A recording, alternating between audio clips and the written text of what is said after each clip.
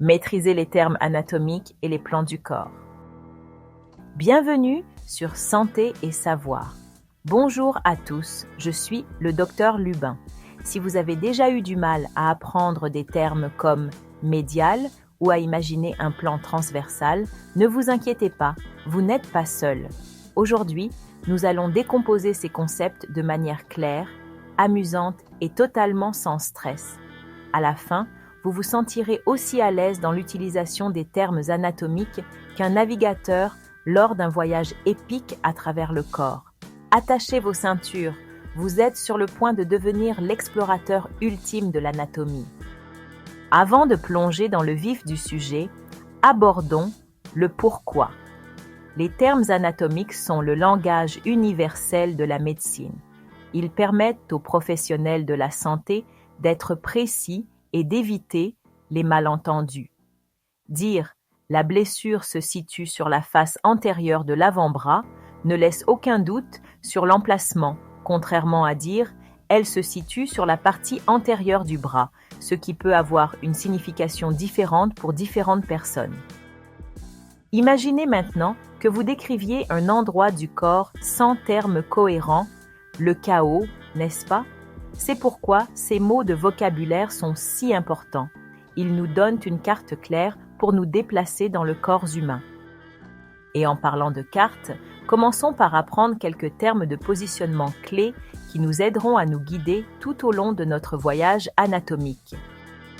Tout explorateur a besoin d'une boussole, et en anatomie, les termes de position sont nos directions.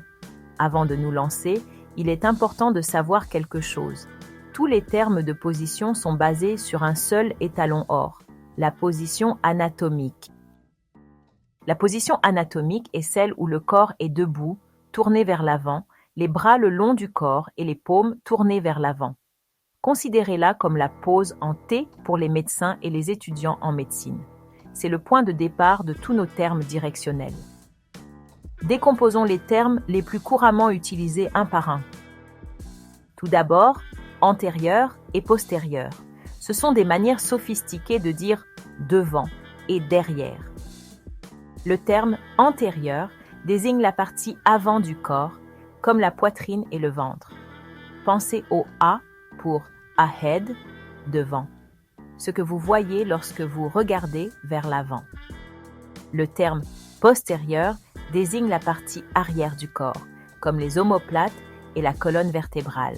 Pensez au P pour placer postérieurement derrière vous. Imaginez que vous regardez quelqu'un de face.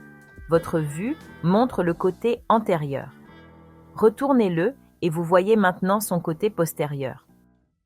Ensuite, nous avons les positions médiales et latérales.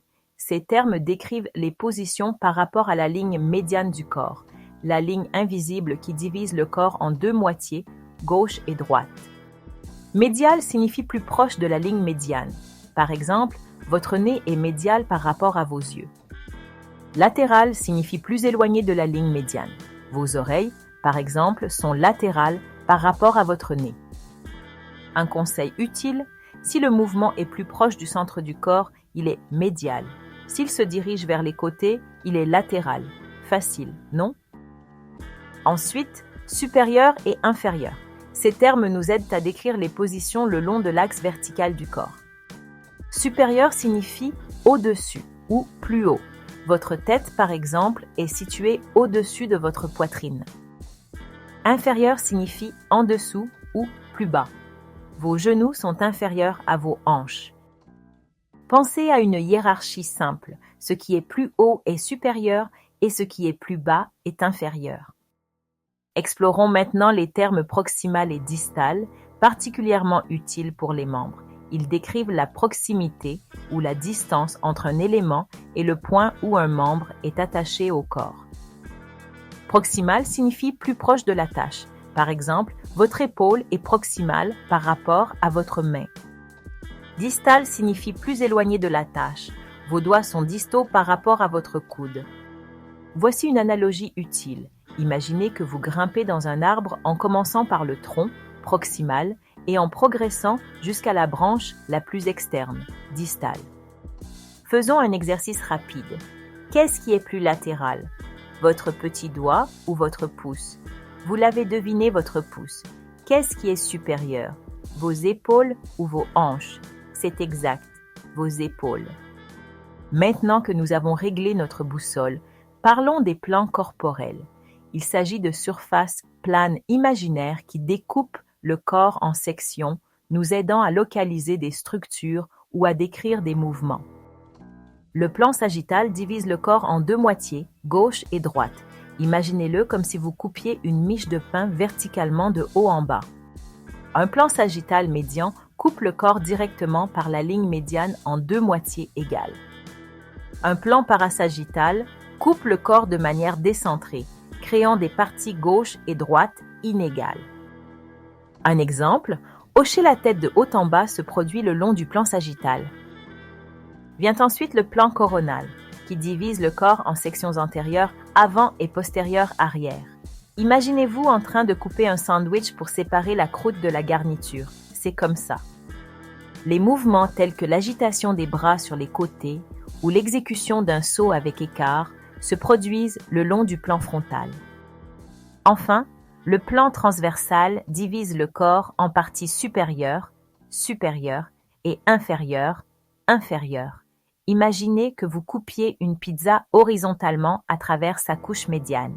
C'est ainsi que fonctionne le plan transversal. La torsion du torse ou la rotation sur lui-même se produit dans le plan transversal. Les plans corporels ne sont pas seulement théoriques, ils sont extrêmement pratiques en médecine. Par exemple, l'IRM fournit des images en coupe transversale dans le plan transversal pour observer les organes couche par couche.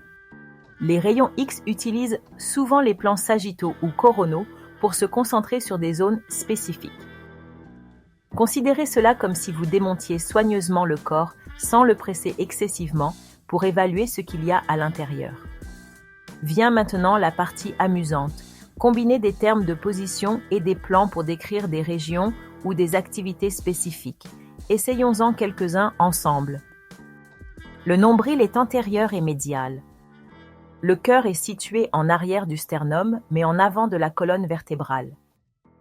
Dans le plan sagittal, la marche en avant est un mouvement longitudinal passant par l'axe supérieur et inférieur. Incroyable, non? C'est comme apprendre un code secret pour décrire la structure du corps dans les moindres détails. Soyons honnêtes, mémoriser des termes comme proximal et sagittal peut sembler compliqué au début, mais nous vous aidons avec ces astuces de mémoire. Utilisez des moyens mnémotechniques, par exemple, pomme postérieurement médiale dans l'apprentissage peut vous aider à mémoriser les termes antérieur, postérieur, médial et latéral. Visualisez les analogies alimentaires. Imaginez des avions qui tranchent du pain, des sandwichs ou des pizzas pour renforcer les concepts. Soyez en contact avec votre propre corps. Touchez votre nez, médial. Touchez vos oreilles, latérales. Touchez votre tête, supérieure. Consolidons ces concepts avec quelques scénarios amusants et réels. Imaginez que vous êtes un petit explorateur naviguant à l'intérieur du corps humain. Vous grimpez le long d'une colonne vertébrale, de l'inférieur au supérieur, en direction du cerveau, direction proximale. Soudain, vous trébuchez et tombez latéralement par rapport à la ligne médiane, atterrissant à côté d'une côte. En utilisant des termes de position, où êtes-vous maintenant? Solution: vous êtes latéral à la colonne vertébrale dans la région thoracique. Vous avez enterré un trésor dans le poumon droit, plan coronal, section médiale. Un ami doit le localiser. Quel repère décririez-vous en utilisant des termes et des plans anatomiques pour faciliter la tâche? Solution: décrivez sa position par rapport à des repères tels que le cœur, antérieur mais latéral, et le diaphragme, supérieur à lui. Félicitations, vous maîtrisez désormais le monde des termes et des plans anatomiques. Récapitulons ce que nous avons vu. Les termes anatomiques tels que antérieur, postérieur, médial, latéral et autres aident à décrire des emplacements précis dans le corps. Les plans corporels tels que les plans sagittal, coronal et transversal divisent le corps en sections, facilitant les mouvements, l'imagerie et les diagnostics. Combinés, ces outils nous permettent de décrire le corps humain et ses actions de manière claire et efficace. N'oubliez pas que maîtriser ces bases ne se résume pas à réussir des examens, mais aussi à apprendre le langage du corps humain. Grâce aux compétences que vous avez acquises aujourd'hui, vous construisez une base solide pour vos futures études en anatomie. Alors continuez à explorer, restez curieux et n'arrêtez jamais de poser des questions. Jusqu'à la prochaine fois, bon apprentissage! N'oubliez pas de vous abonner à la chaîne et d'activer les notifications pour ne rien manquer de cette exploration détaillée des systèmes du corps humain. À bientôt sur Santé & Savoir.